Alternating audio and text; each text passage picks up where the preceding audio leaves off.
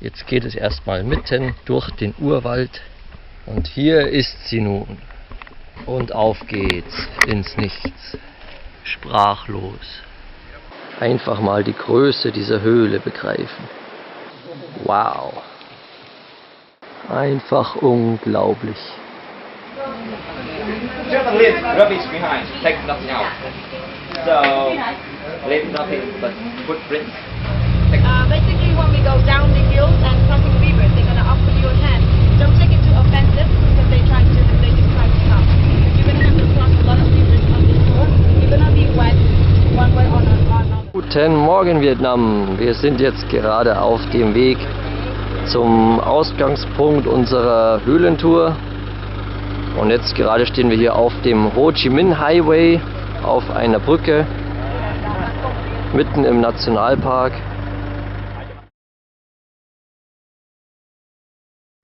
So, jetzt geht es erstmal los vom Startpunkt zum Dung Village. Zwar hier rein. Jetzt geht es erstmal mitten durch den Urwald. Hier gibt es überall Schlangen, Blutegel, giftige Pflanzen.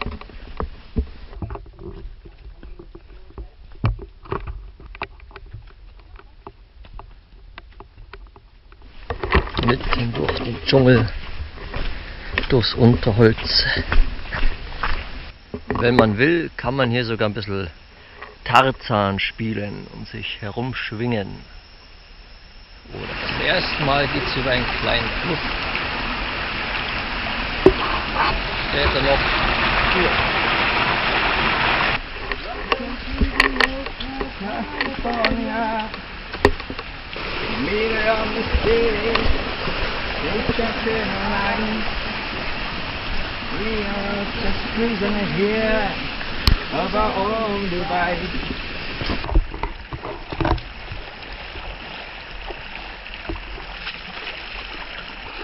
Jetzt geht es durch Glornsbachal durch.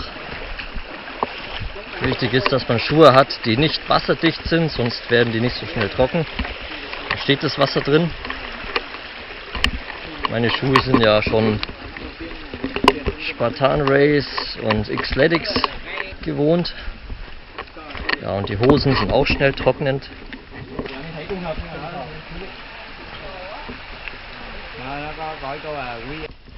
Es geht hier mitten durch den Busch. Deshalb braucht man auch die lange Hose, weil die giftigen Pflanzen, die schauen eigentlich ganz normal so aus. Und wenn man mit denen in Berührung kommt, dann tut schon ordentlich weh.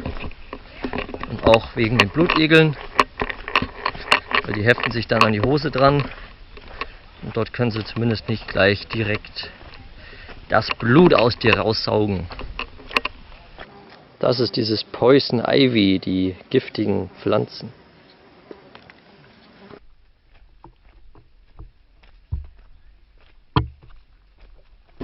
Ganz einsam und alleine durch dieses Bachbett.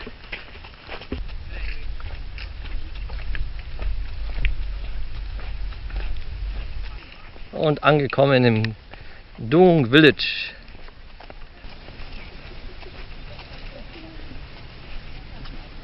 Genau, das Dorf besteht ungefähr aus 10 Häusern. Jetzt wird kurz was über das Dorf und die Leute erzählt, die hier wohnen.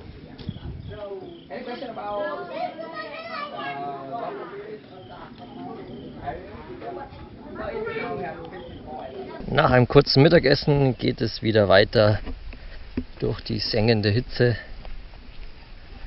Ja, es hat vielleicht 32 Grad oder so, es geht noch. Jetzt kommen dann noch ganz viele Flussdurchquerungen.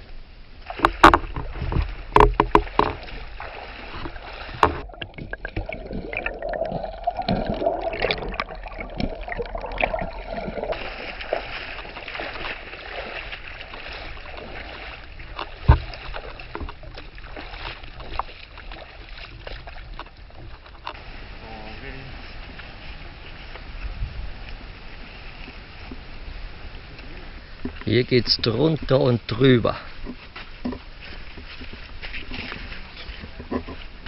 Oder es geht auch irgendwo durch. Und hier scheint eine kleine Höhle zu sein. Oh, die ganzen Schmetterlinge. Hier sind weiße. Weiter drinnen liegen gerade viele gelbe herum. Ui.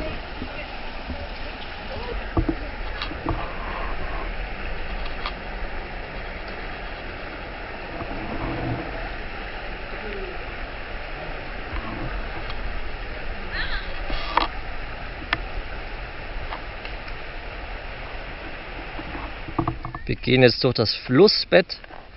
Normalerweise in der Regenzeit führt der Fluss viel mehr Wasser. Da steht das Wasser ungefähr 10 Meter höher.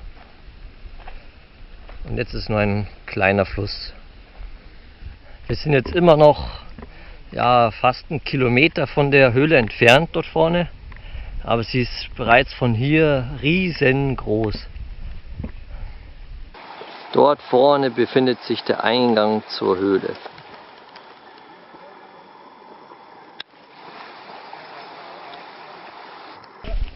Jetzt sind es noch ein paar hundert Meter. Da ist sie. Immer noch etwa 200 Meter entfernt, aber doch schon riesig. Und hier ist sie nun. Es hat oben nur so einen sehr schmalen Eingang. Innen drin ist sie dann riesengroß. Die Höhle ist ungefähr 100 Meter hoch oder 120 Meter sogar. Hier befindet sich dann der Eingang zu der Höhle.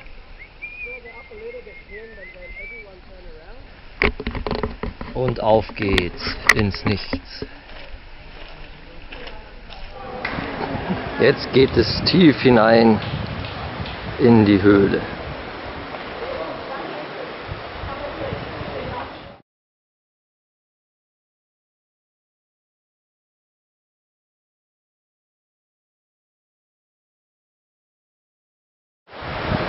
Dort war der Eingang und dort geht es weiter. Jetzt müssen wir auch in der Höhle noch etwas klettern.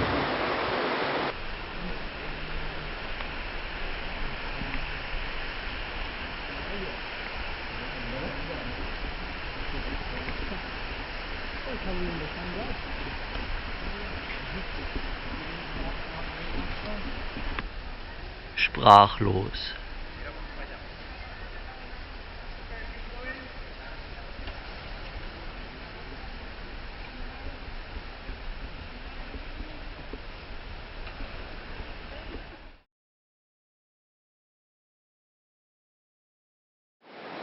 Einfach mal die Größe dieser Höhle begreifen.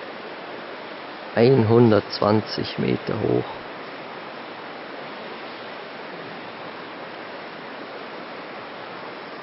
Und der große Ausgang, durch den dann ganz in der Früh die Fledermäuse hereinfliegen.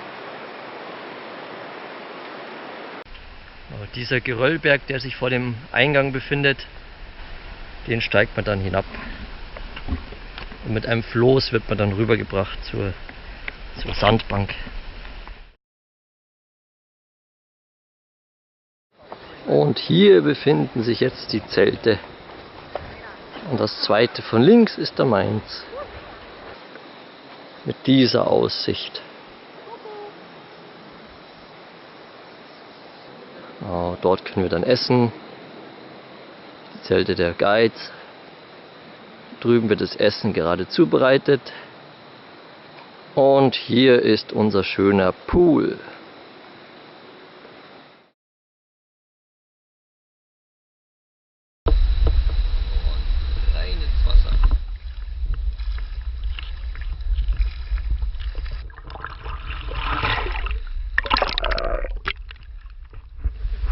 So einen Pool hat man auch nicht alle Tage.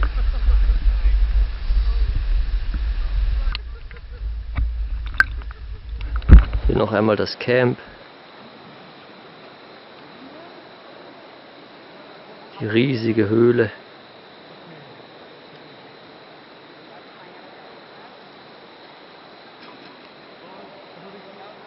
Unser Pool. und der Ausgang.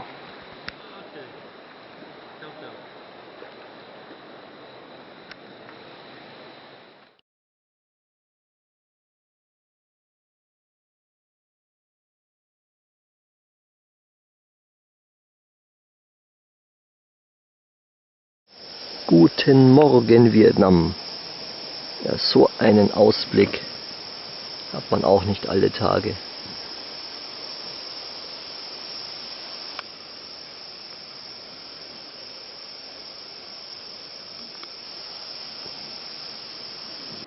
So, jetzt gehen wir dieses Geröllfeld hoch zum Ausgang der Höhle. Wir sind jetzt an der anderen Seite der Höhle angekommen. Dort ist auch ein großer Geröllberg, den sind wir hochgeklettert. Man sieht jetzt auch das Camp. Der Fluss fließt dort hinten weiter. Und dort hinten ist auch dann auch der Ausgang der Höhle. Dort ist der andere Geröllberg, der dem Fluss den Weg versperrt hatte. Der Fluss hat sich dann einen neuen Weg gesucht.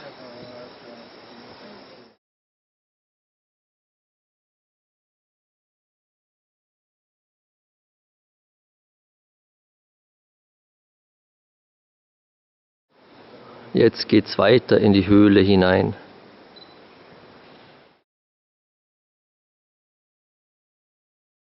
Wir sind jetzt hinter dem großen Geröllberg, befindet sich dort.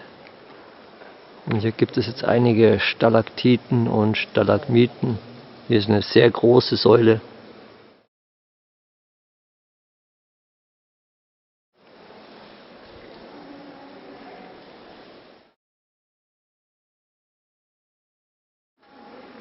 Hier gibt es jetzt über 300 Millionen Jahre alte Fossilien zu sehen.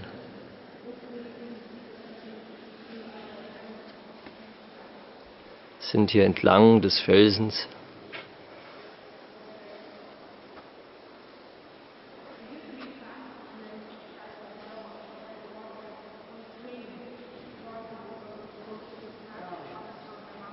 Und hier gibt es einige terrassenartige Pools zu sehen.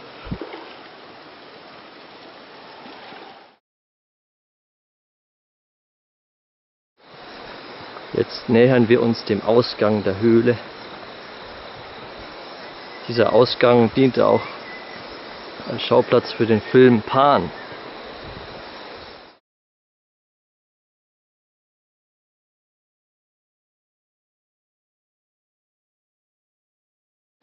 Und da kommen wir dem Ausgang auch immer näher.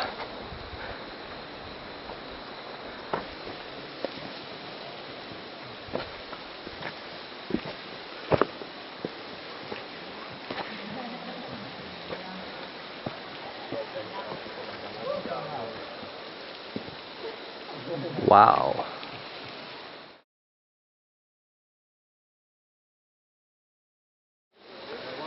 Dort hinten aus dem dunklen Loch sind wir hergekommen.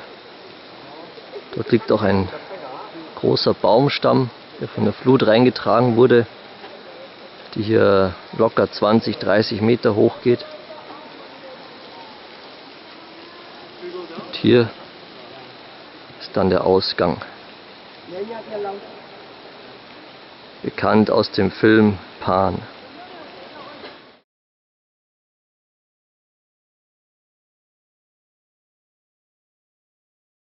Jetzt geht es hier wieder nach unten.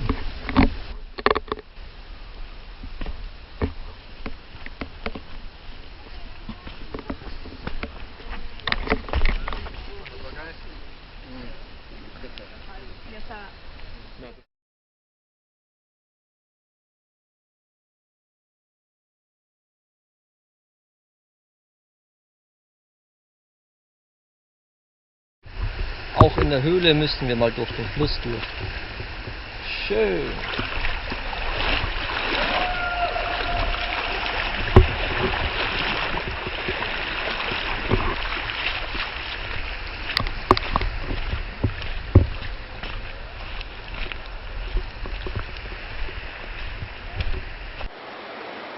Man kann die Tropfen herunterfallen sehen.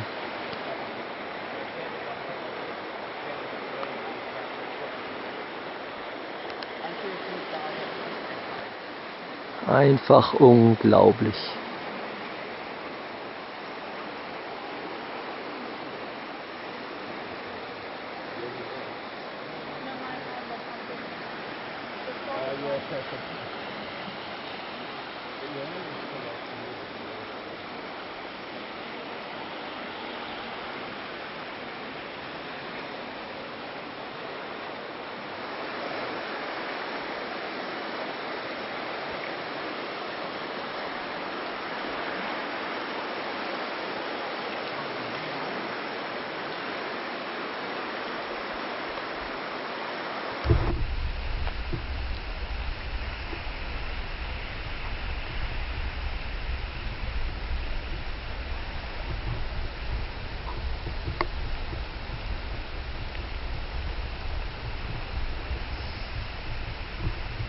Hier ist also der Höhleneingang.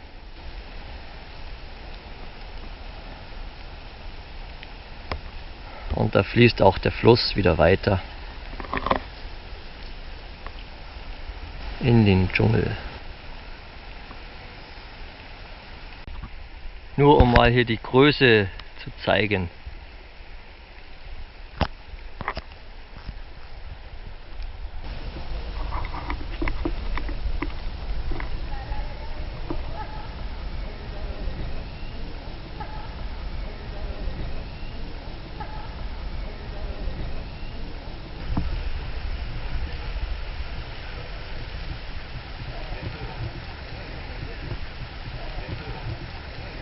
Jetzt geht es den gleichen Weg wieder zurück zum Camp, zum Mittagessen.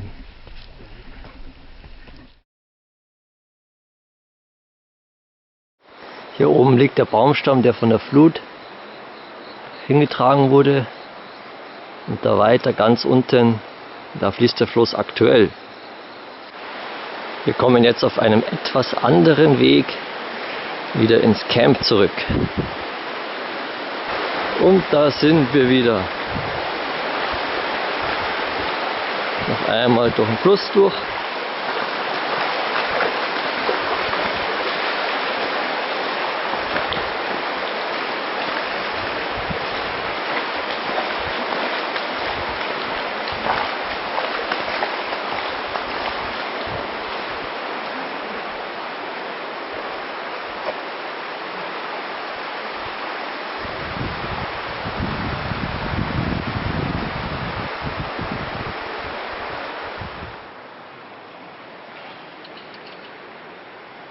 Dort fließt der Fluss an unserem Camp vorbei.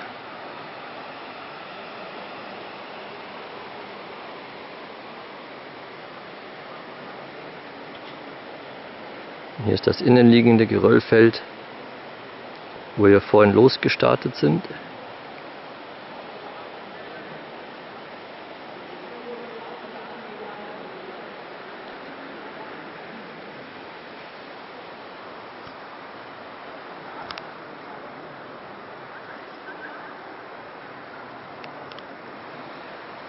Und jetzt geht es wieder nach Hause, raus aus der Höhle.